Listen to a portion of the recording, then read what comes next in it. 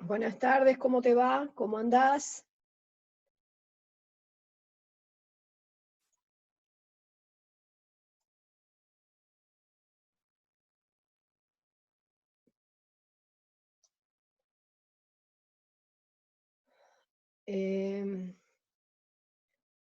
Ezequiel Fuentes.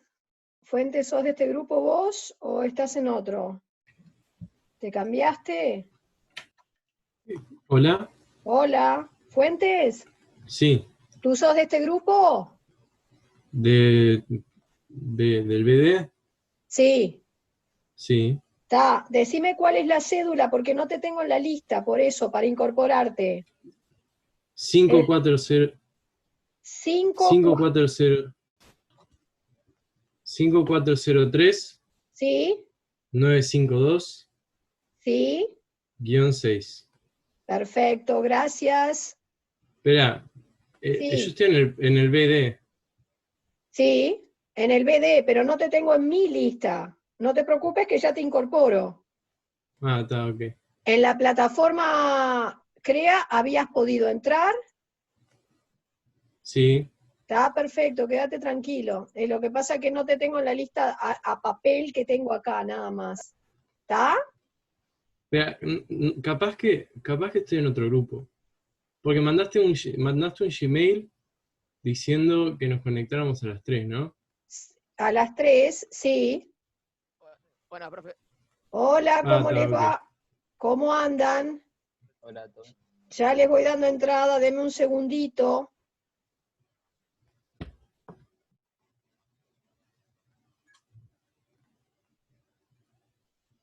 Casarino, Casarino que está entrando, ¿sos de este grupo? Pero pará, profe, ¿qué grupo es? El tercero BD. Ah, pero profe, vos lo mandaste para el grupo de segundo BD. Yo soy de segundo BD. Ah, perdón, Por perdón, eso... perdón, perdón. No, es el tercero BD. Ah, está. Ezequiel Fuentes y Juan Pablo Casarino también somos de segundo Ah, BD. Hola, perfecto. profe. Hola, ¿cómo andan? Perfecto, fue una confusión. Muchas gracias. Ok, ok. Nos vemos, profe. Nos vemos la próxima, quédense tranquilos. Ok, ok. Yo les aviso al grupo que no entran. Perfecto, no es la de segundo no, es la de tercero BD. Ok, ok. Ah, Muchas gracias. Chao, chao. Bien, sigo dando admisión. Nacarato, Hortellado.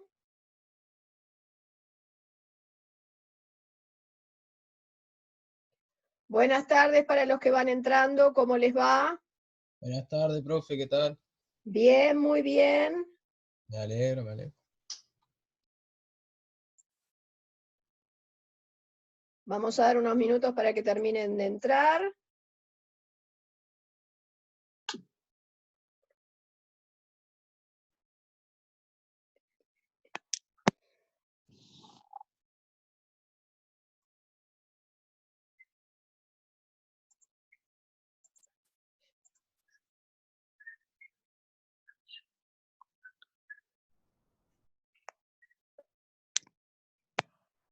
La Croix, ¿vos sos de este grupo, La Croix, o entraste mal?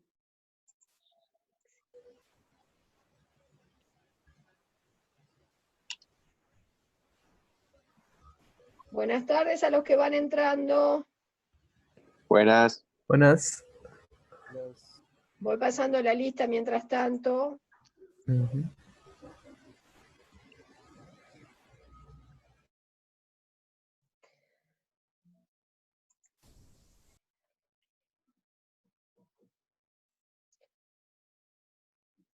Están entrando dos compañeros en este momento, damos unos minutos más.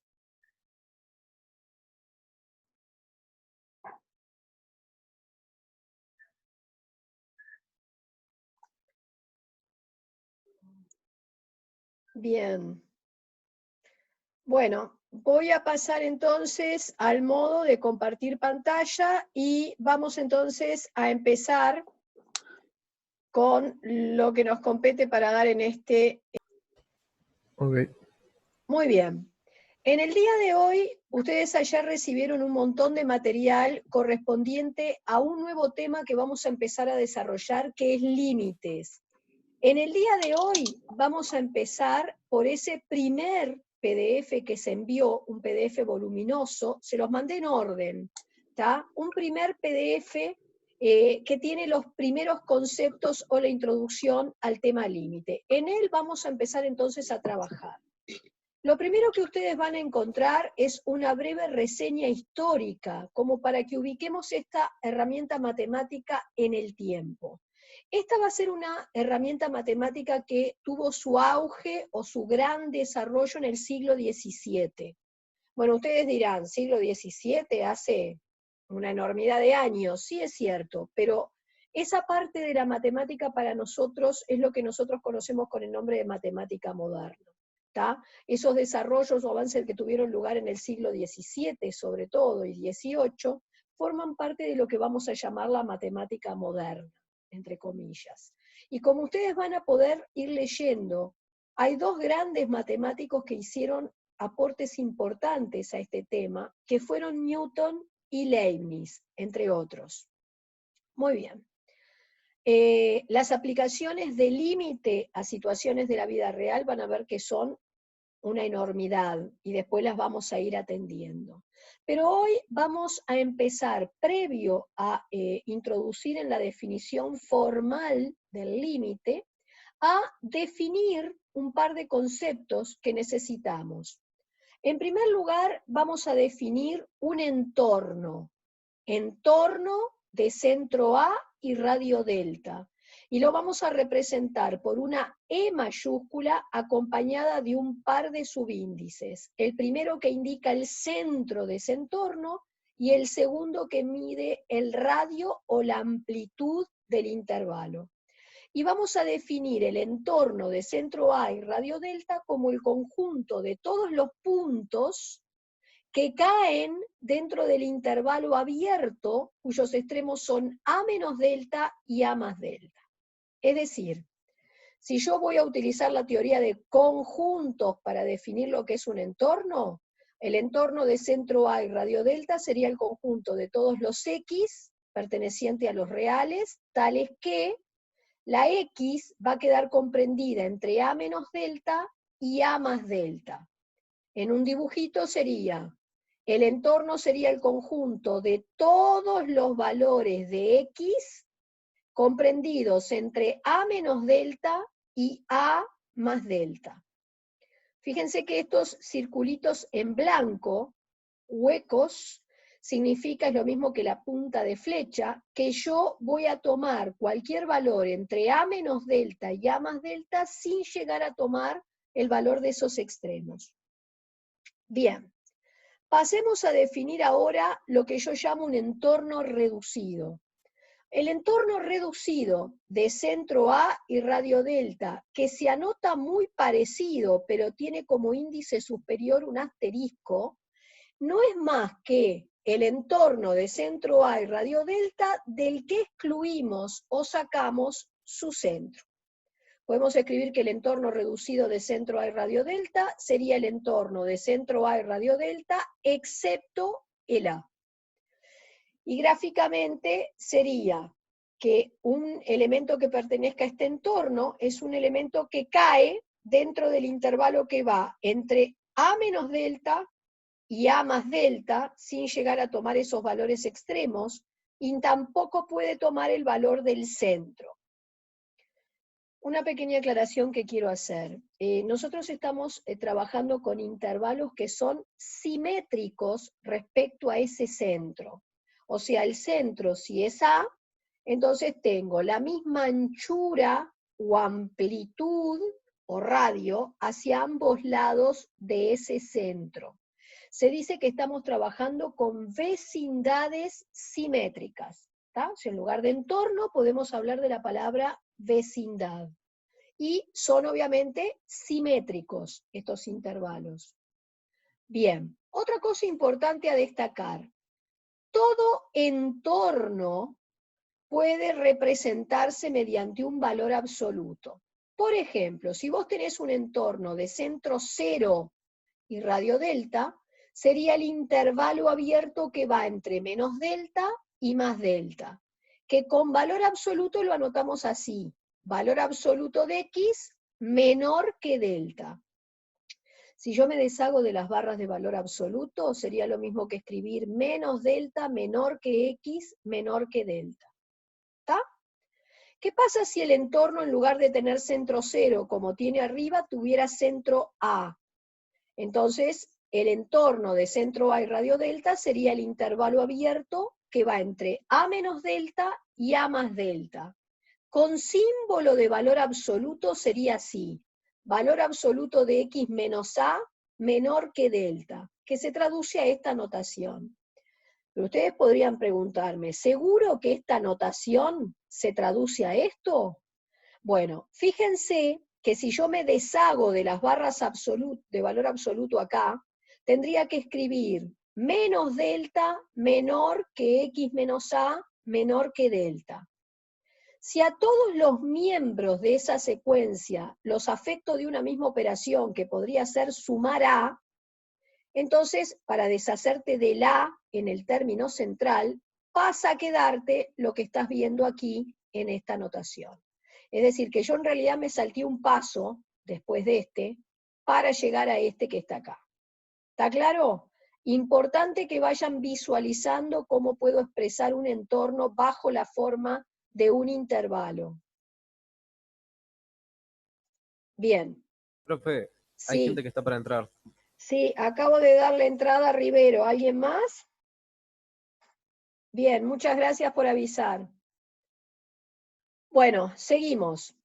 Vamos ahora a ver cómo aplico la idea de límite a una situación particular. Voy a tomar una función, en este caso una función que ustedes ya están muy familiarizados, es la función racional homográfica que aprendimos en detalle a dibujar y que este año ya estuvimos repasando. Su dibujo son dos ramas de hipérbola. Y supongamos que yo necesito investigar cómo se comporta la función en las proximidades del cero para la variable independiente. ¿Está? Es decir, yo no quiero saber qué valor toma la función en cero, sino que me interesa analizar cómo se comporta la función cuando me arrimo al cero, por derecha o por izquierda. Cuando me aproximo al cero, quiero saber qué pasa con mi función. Bien, para estudiar el comportamiento de la función en las proximidades de este valor, lo que yo voy a utilizar es la herramienta límite.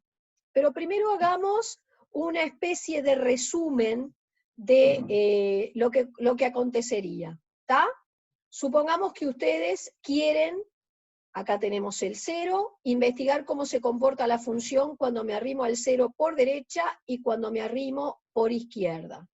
Vamos a hacerlo mediante una tabla. Es decir, yo me voy, por ejemplo, por derecha. Voy a tomar un valor cualquiera que esté por acá, 0,50. Tampoco vengo de 8 kilómetros de distancia. 0,50. Y voy a empezar, digamos, a evaluar el valor que toma la función cuando me voy arrimando al cero, en el sentido de la flecha. ¿Está? Entonces, arranco evaluando qué pasa en 0,50. Para eso lo que voy a hacer es ir a la función de partida, aquí, cambiar todas las x por 0,50 y hacer cuentas. Y me dio el 2. Ahora, estando acá en el 0,50, voy a empezar a tomar valores cada vez más próximos a 0, pero desplazándome en este sentido de la flecha. Entonces tomé 0,40, vi cuánto me daba la función, 0,30, y así hasta estar muy próximo al 0, pero no tomar exactamente el valor 0. Y por lo que estoy viendo, aparentemente, los correspondientes valores funcionales van tendiendo al valor 1. Ahora voy a hacer lo mismo, pero voy a moverme por el lado izquierdo. Voy a tomar un valor de partida, menos 0,50, y voy a empezar a correrme en este sentido hacia el 0. Por eso arranco en el menos 0,50, evalúo el valor de la función, luego tomo menos 0,40, y así me voy moviendo por la izquierda hacia el 0. Y otra vez la conclusión que sacás es que los valores funcionales correspondientes van a tender a tomar el valor 1. Muy bien. ¿Cómo anoto esto? Esto lo voy a anotar mediante un límite.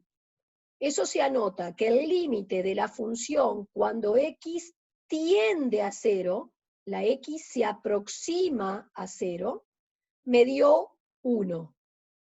Fíjense que en esta anotación yo no estoy investigando qué valor toma la función en 0, porque si quisiera saber qué valor toma la función en 0, lo que te tendrías que calcular es el f de 0, que te da 1. En este caso me dio lo mismo que me dieron los límites laterales, pero no necesariamente tiene que ser siempre así. Capaz que vos tenés, si yo hubiera querido estudiar el comportamiento de la función en las proximidades del 2, fíjate que en 2 esta función no existe. O sea que el f de 2 te hubiera dado un no existe. Mientras que si vos querés estudiar cómo se comporta la función en las proximidades del 2, bastaría que te construyeras tablas de este tipo y podrías llegar a observar cómo se va comportando la función en las proximidades de ese valor donde en realidad no existe. Bien, esa sería la idea del límite, ¿tá? Y la notación. Ahora, nosotros necesitamos una definición un poco más formal de lo que es esta nueva herramienta matemática. Y surge lo que nosotros vamos a llamar la definición de Cauchy para un límite finito. Cauchy fue un matemático que hizo grandes aportes al cálculo de límites. Y él planteó lo siguiente: límite de una función para una cierta tendencia me da un número, que en este caso él llamó B, si, solo si, dado un épsilon positivo y arbitrario, va a existir un delta función de ese épsilon, tal que para todo x perteneciente al entorno reducido de centro A y radio delta, entonces valor absoluto de f de x menos b menor que épsilon. Bien. Empezamos a desglosar esta definición, que obviamente parece un trabalengua, no entiendo nada de los símbolos que tiene.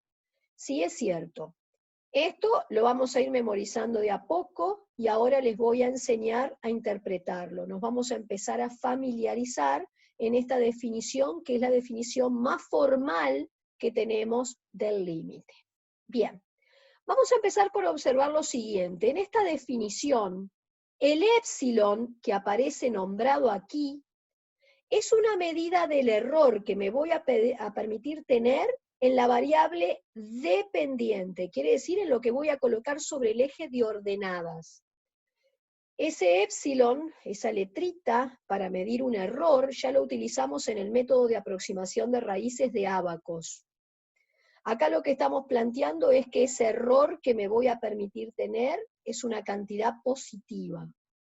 ¿Por qué es arbitrario? Porque el valor de ese error me lo voy a elegir yo, el operador, y de acuerdo o acorde a la situación en la que esté inmerso el problema. Vamos a un ejemplo práctico, para que lo entiendan bien. Supongamos que yo quiero desarrollar o desencadenar una reacción química dentro de una caldera. Ustedes tienen dos variables generalmente en juego: la temperatura a la cual se va a desencadenar la reacción y la presión dentro del sistema de calderas. Generalmente la variable independiente sería la temperatura, es lo que va en el eje de las X, y en el eje de las Y, como variable dependiente, tenemos la presión. ¿Qué significa esto? Que yo voy a ajustar con un termostato, puede ser mecánico o digital, la temperatura a la cual coloco ese sistema de calderas, y como consecuencia de esa temperatura se va a producir en el interior de la caldera una determinada presión. ¿Está?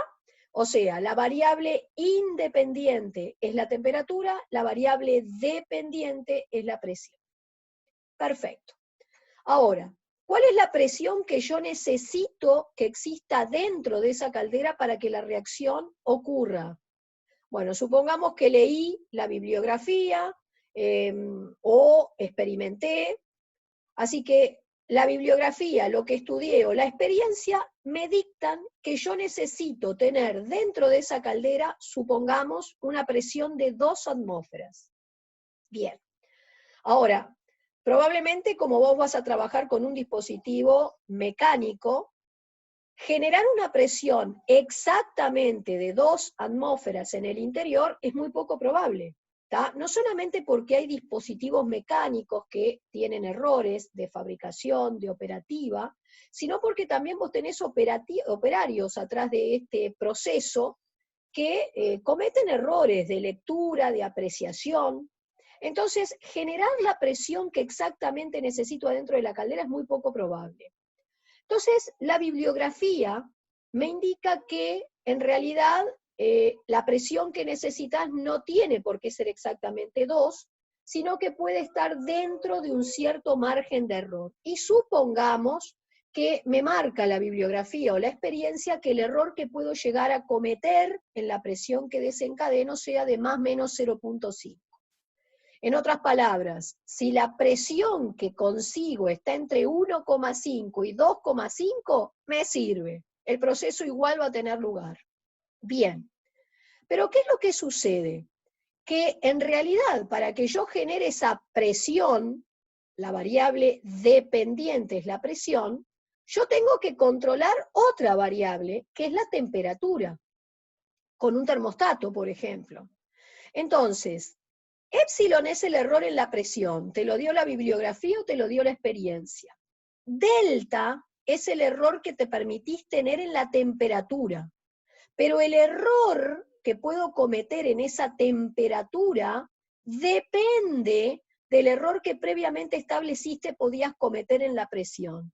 Es decir, si la bibliografía o la experiencia me dice que el error en la presión puede ser de más o menos 0,5, yo voy a tener que calcular, y ahí sí va a haber un cálculo, cuál es el error que me puedo permitir llegar a tener en esa temperatura a la cual voy a regular o voy a ajustar mi termostato. Fíjense que dependiendo de la cuantía o del valor del error en la temperatura, será el gasto que tengas que hacer, o el gasto que tenga que hacer el dueño de la empresa, en la compra de un termostato, más o menos preciso. Si vos llegás a la conclusión de que el error que podés llegar a tener en la temperatura es muy, muy, muy pequeño, entonces el dinero que vas a tener que invertir en la compra de ese termostato es más grande, ¿está? Y eso hay que tener sumamente cuidado a la hora de la determinación, porque implica, digamos, un costo operativo para esa empresa que quizás no puede atender o no está en condiciones de ejecutar. Bien, repito entonces hasta el momento. El error en la presión me lo dio de lo que estudié en la bibliografía o de la experiencia. Una vez fijado por mí el error que puedo llegar a cometer en la presión, tengo que calcular cuál es el error que voy a poder llegar a tener en la temperatura a la que coloco el termostato. Bien. Este error existe siempre porque lo elige el operador y este lo voy a calcular. Luego, establecido el error en la presión y calculada entonces la temperatura a la que tengo que colocar el sistema, va a tener que suceder que, sea cual sea la temperatura real a la cual estoy trabajando, siempre y cuando esa temperatura caiga dentro del intervalo que tiene centro A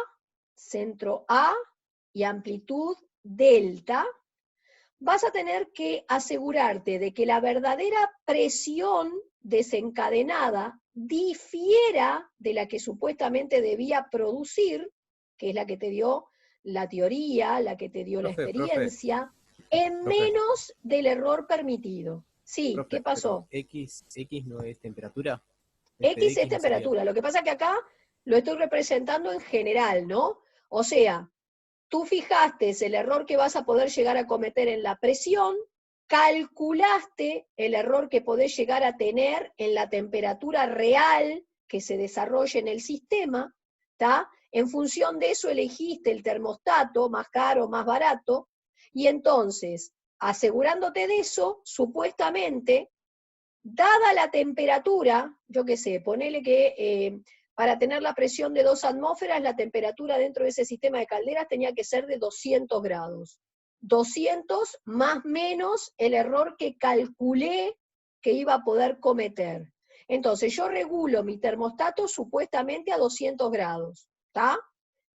Si la temperatura es de 200 grados más menos ese error delta calculado, entonces, supuestamente, la real presión que se desencadena en ese sistema de calderas va a tener que diferir del valor real de presión, que era 2 atmósferas, en menos del error que la bibliografía me mandó o me marcó que podía llegar a tener en esa presión. ¿Está? Ahora lo vamos a seguir repitiendo, pero a grandes rasgos, ese sería el llevar este modelo tan formal a una situación de la vida real. Yo aquí más abajo les repetí un poco, otra vez, esa fórmula tan formal, tan abstracta, y les marqué nuevamente exactamente lo que significan esos símbolos que tengo en esa fórmula. Y voy a ir a una primera aplicación de esa fórmula de Cauchy en este tipo de ejercicios. Vamos a demostrar que este límite fue bien calculado, demostrando que se ajusta a la definición anterior de Cauchy. O sea, no me importa cómo calculé por ahora este límite, cómo llegué a que el resultado es -2, eso lo vamos a ver después. ¿Qué hago si yo quiero ver, comprobar si este límite lo calculé bien? Bueno, lo que voy a hacer es lo siguiente, voy a partir de la definición de Cauchy. Yo ya sé que el épsilon siempre va a existir porque lo voy a elegir yo operador. Entonces me voy a plantear que quiero que f de x menos b sea menor que épsilon para cualquier x que pertenezca a este entorno, y entonces, digamos, en este procedimiento lo que voy a tratar de ver es si, suponiendo que todo esto se cumple y que el épsilon existe siempre, es posible encontrar un error para esa temperatura que dependa del error cometido en la presión. Si yo consigo todos los elementos que están nombrados en esta definición, entonces supuestamente ese límite era correcto. Vamos a ver cómo lo planteo. Yo voy a asumir que se cumple esto para todo x que pertenezca al entorno reducido. Acuérdense que el entorno reducido con un valor absoluto se podía escribir así. Entonces voy a pasar a reemplazar la f de x, el b y el a por lo que valen en mi caso. Fíjense que la f de x es menos 3x más 4, el b vale menos 2 y el a vale 2. Y los voy a sustituir acá, ¿está? Mi f de x, mi b, mi a. En esta última parte de esta secuencia, poco podés hacer. O sea que vas a ir viendo que yo esto matemáticamente lo voy a ir repitiendo en el correr de los pasos. Pero en este primer valor absoluto tan voluminoso que tenés, sí podés concentrarte en tratar de reducirlo o llevarlo a una forma más sencilla. Yo voy a empezar por quitarle los paréntesis curvos auxiliares que hay ahí. Voy a agrupar términos, fíjense en cómo de ahí en adelante voy copiando siempre todo igual. Voy a pensar en sacar un -3 de factor común de ahí adentro, ¿tá? Lo demás lo voy copiando igual. Voy a recordar una propiedad del valor absoluto que establece que el valor absoluto de un producto se puede separar en el producto de estos valores absolutos, o sea, el valor absoluto de esto lo descompongo en el producto de estos dos valores absolutos. Valor absoluto de un número siempre es su módulo, su valor numérico sin tener en cuenta signo, por lo tanto el valor absoluto de -3 lo cambio por 3, y lo demás lo copio igual. Ahora observen que en esta desigualdad, este 3 positivo que multiplica, puedo pensar en pasarlo al otro lado dividiendo con su signo. Y como él es positivo, no va a alterar el sentido de la desigualdad. Es decir, que escribo el valor absoluto de x menos 2 y el 3 pasó dividiendo al épsilon. Lo demás lo copié igual. Y en este momento he conseguido que me quede el mismo valor absoluto al inicio de esa secuencia que el que tenía al final. Voy entonces a pasar a establecer que este épsilon sobre 3 viene a estar como quien dice en el mismo lugar que el delta. O sea, hago un trabajo de identificación y digo que épsilon sobre 3 coincide con el delta. Es decir, acabo de encontrar un error para la variable independiente, un error para la temperatura, dependiente del error que podía cometer en la presión. El error en la presión existía siempre, porque me lo había dado la bibliografía o la experiencia. Lo fijo yo en función a eso que estudié. Y entonces ahora llego que si ese error lo divido entre 3, en este caso, consigo el error que puedo llegar a cometer en esa temperatura a la cual coloco el sistema de calderas. ¿Qué hubiera sucedido si el límite del problema, hubiera estado mal calculado? O sea que el resultado no era -2. Bueno, te hubiera pasado que cuando vos empezás a hacer todas las sustituciones y empezás a tratar de trabajar, nunca llegás a poder conseguir el mismo valor absoluto al principio que al final de la secuencia. Y entonces no vas a poder hacer la identificación. Y entonces vas a concluir que el límite estaba mal. ¿Está? Ahora, como este problema es bastante simple, voy además a hacer un apoyo gráfico de lo que acabo de llegar a concluir. Voy a tomar mi función, que era un modelo lineal, la voy a dibujar haciendo una simple tabla, y el dibujo va a ser el de esta recta. Voy a colocar sobre el eje de la Y el supuesto resultado del límite que era -2, o sea, es el B. El resultado del límite es el B, es la presión que necesitaba. Era de, supongamos, -2 atmósferas, si tuviera sentido una presión negativa.